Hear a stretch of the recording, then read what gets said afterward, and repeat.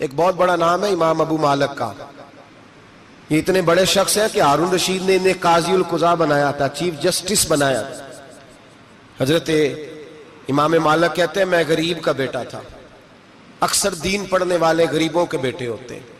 امیروں کے بچے F S C پڑھتے ہیں, بی ایس سی پڑھتے ہیں, ٹیکنالوجی پڑھتے ہیں. غریبوں کے بچے دین پڑھتے ہیں, اور پھر امیروں کو ممبریاں ملتی ہیں, غریبوں کے بچوں کو اللہ ممبر عطا فرماتا ہے, مصلی رسول اللہ دیتا ہے. حضرت سیدنا امام ابو مالک فرماتے ہیں میں غریب کا بیٹا تھا اور میری 6-7 بہنیں, میں اکیلا بھائی تھا. آپ فرماتے ہیں میرے ابا جی فوت ہو گئے. میری امی پکڑ کے مجھے ایک دھوبی کی دکان پہ لے گئی, کہنے لگی اسے کپڑے دھونے کا طریقہ بتا دے, سلیقہ سمجھا دے, یہ بھی ایک چھوٹی سی لانڈری کی دکان کھول لے گا, میری بیٹیوں کا پیٹ پال لے گا. دھوبی کہنے لگا ٹھیک ہے, میں 2-3 درہم بھی دوں گا مہینے کے, اور جب کام سیکھ جائے گا تو تنخواہ بڑھ جائے گی. امام ابو مالک رحمت اللہ علیہ فرماتے ہیں میں بہنوں کے لیے روزی کمانے نکلا, میں بیوہ ماں کے سر پہ بوجھ اتارنے کے لیے نکلا, میں غربت کے عالم میں نکلا. رستے میں امام اعظم کا مدرسہ تھا. فرماتے میں وہاں چمکتے چہرے دیکھتا, لیکن اپنی غربت کو دیکھ کے میں آگے بڑھ جاتا, پریشان ہوتا کہ میں کیسے علم حاصل کروں گا.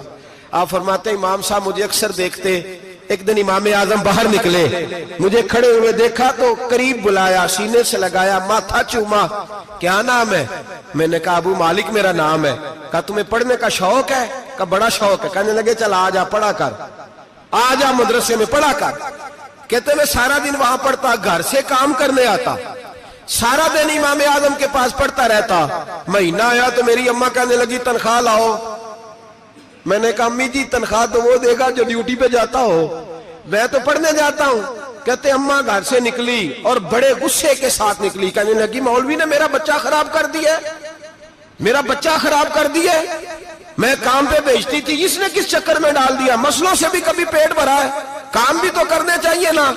کہتے امام اعظم کے سامنے کھڑی ہوئی. امام صاحب بڑے امیر کبیر آدمی, اربوں خربوں پتی تھی, اور پھر اتنے بڑے عالم فقیر, سارا بغداد, سارا کوفہ, سارا مصر سلوٹ کرتا ہے. بی بی آئی اور تیز جملے, عورتوں کا طریقہ ہوتا ہے. کہنے لگی مولوی تیری سفید داڑھی, تیرا اتنا نام, تجھے خیال ہی نہیں آیا میں بیوہ عورت ہوں, تو نے میرا بچہ خراب کر ڈالا, میری یتیم بچیاں روٹی کہاں سے کھائیں گی, مسئلوں سے بھی کبھی پیٹ بھرا ہے. کہتی اتنے سخت جملے کہے, پر قربان جاؤ امام اعظم سنتے رہے اور مسکراتے رہے. کہنے لگے میری غلطی ہے, میری غلطی ہے, میری غلطی ہے. بی بی بھول گیا تھا, غلطی ہو گئی. بی بی کہتے تیری امام صاحب سنتے رہے. جب غصہ اتر گیا تو کہنے لگے اماں تیرا غصہ اتر گیا ہے؟ اتر گیا ہے. کہنے لگے تیرا بیٹا بڑا نیک ہے, تیرا بیٹا بڑا لائق ہے, تو اسے پڑھنے دے. کہنے لگے چپ کر بے مولوی, یہ پڑھے گا تو میں روٹی کہاں سے کھاؤں گی. امام صاحب کہنے لگے مجھے بتائے گی تیرے گھر کا خرچہ کتنا ہے. اس نے ایک لفظ تو ہے 3 دینار کا, ایک روایت ایسے بھی لکھی ہے بزرگوں نے.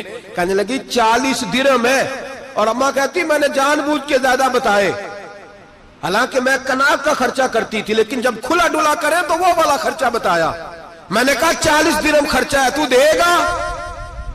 تو کہتے امام اعظم کہنے لگے اماں تجھے لینے نہیں آنا پڑے گا, پہلی سے پہلے تیرے گھر میں پہنچ جایا کریں گے, یکم سے پہلے آئیں گے. او بھائیو کہاں استاد ملتے ہیں, کہاں استاد ملتے ہیں, کہاں وہ لوگ ملتے ہیں جو دعائیں مانگتے, التجائے کرتے, پیار کرتے.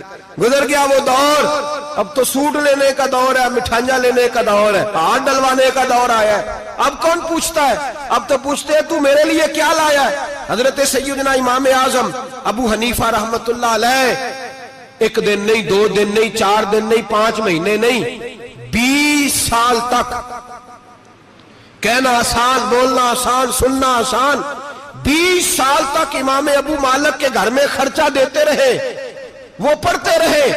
اماں کہنے لگی تو میرے بیٹے کو لگا تو لیا ہے, تو پڑھ کے بنے گا کیا.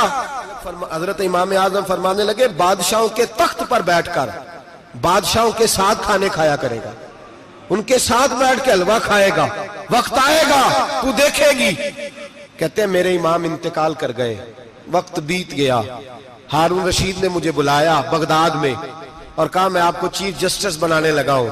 کہتے ہیں میں خوشی سے سجدے کرنے لگا, میں چیف جسٹس بنا.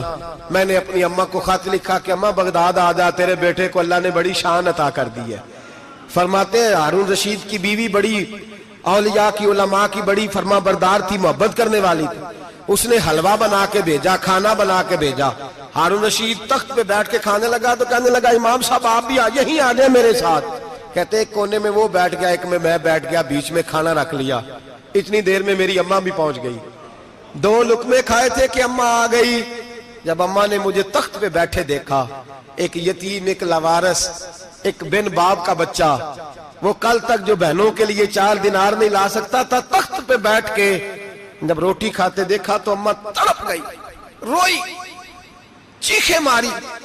मैंने कहा अम्मा क्या हुआ? कहने लगी बेटा मुझे तेरा उस्ताद याद आ गया है। उसने कई साल पहले कहा था इसे दीन का इल्म पढ़ने दे, इसे फकीह बनने दे, ये बहुत आगे जाएगा। देख आज अल्लाह ने तुझे कितनी शान अता की है। कहा बेटा ये कमाल तेरा नहीं, ये इमाम आजम अबू हनीफा का कमाल है, ये उनका कमाल है जिन्होंने तुम्हें यहां तक पहुंचाया। मेरे भाई अपनी पूरी जिंदगी हजरत इमाम आजम अबू हनीफा ने। आज तो असातिज़ा किराम, असातिज़ा, मुझसे एक टीचर कहने लगे हजरत जी दिल नहीं लगता, बेसुकूनी सी है, कुछ बतलाएं।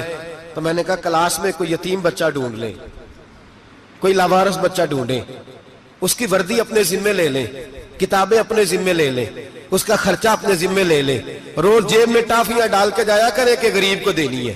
फिर मैं 2 महीने ये वाला वजीफा भी पढ़ के देखे, अल्लाह आपको सुकून अता करेगा।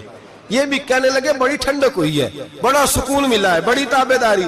मैंने कहा आप लफ्जों से सुकून चाहते हैं, वो लोग खिदमत करके सुकून लेते।